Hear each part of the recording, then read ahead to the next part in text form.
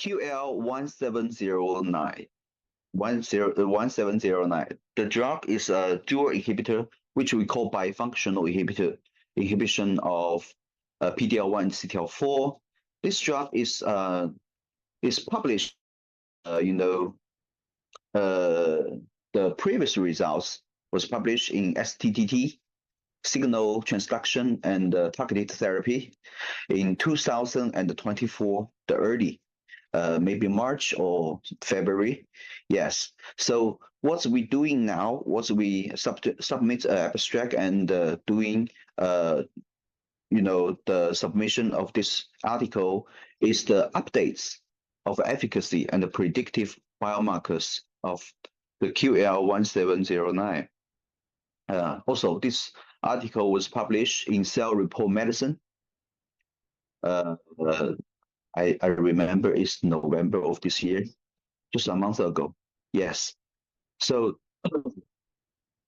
this drug, the background we can see this drug is a combined immune checkpoint inhibitor, PD-1 and CTLA-4, but it's a difference from bispecific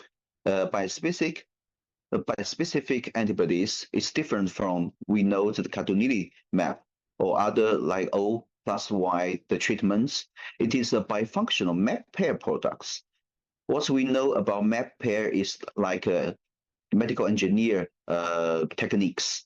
It can, put the anti-PD-1 and anti-CTLA-4 antibody in a 2 versus 1 with untruncated CTLA-4 antibody half-life is smaller to reducing the immune-related adverse events.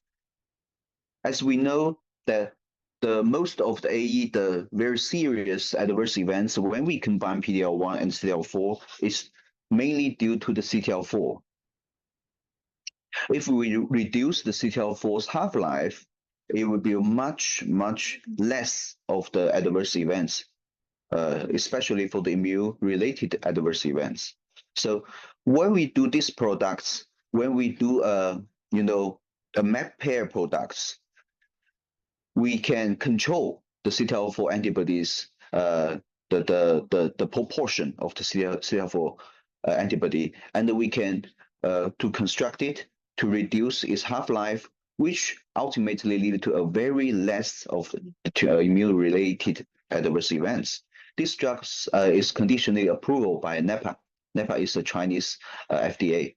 So in our trial, we can see the results. QL1709 was the phase 1 clinical trial was performed in 2020 March to 2021 July. Is also including 2 phases: phase 1 study and phase 1b study. Phase 1 study is a dose escalation study. Phase 1b study is dose expansion study. In phase 1 study, the dose escalation stage, we enroll about 132 patients was screened, and 99 patients was enrolled. So in the phase 1b, we found that 5 milligram per kilo is the RP2D. So we do expand in 8 different kind of solid tumors. Totally, the 419 patients was enrolled, including different solid tumor type, including non-small cell lung cancer, including nasopharyngeal carcinoma, including cervical cancer, and etc.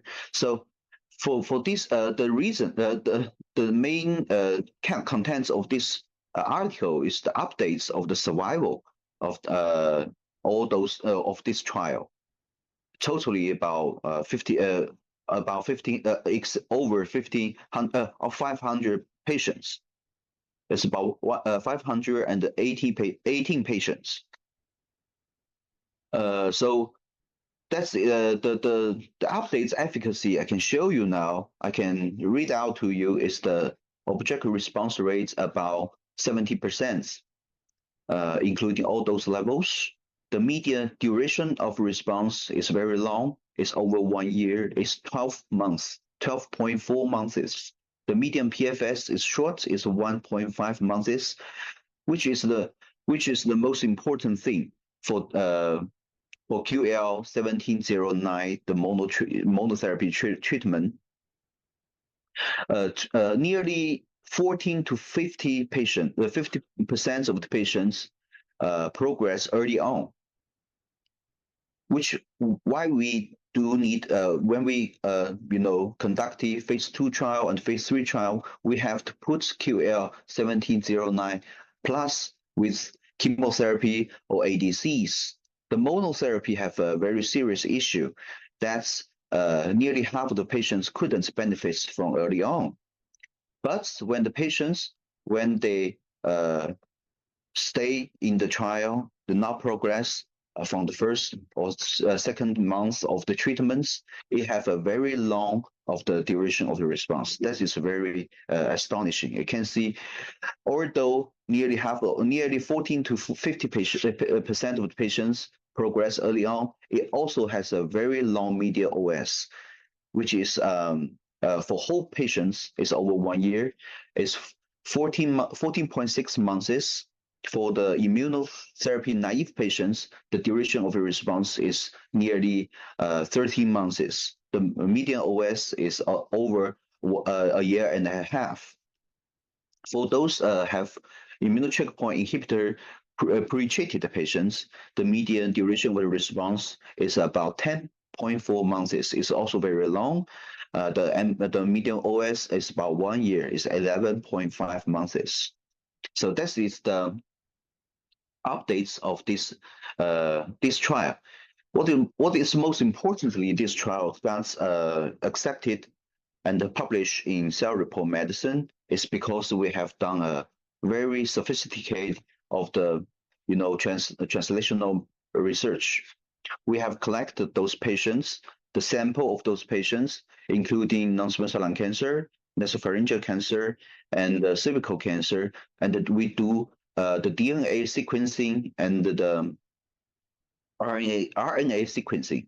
So what we do now, why do we do this translational research? We do the PD research because I have introduced previously that about 40% to 50% of the patients will progress early on. If we can prior the treatment upon a baseline, we can exclude those patients from the treatment.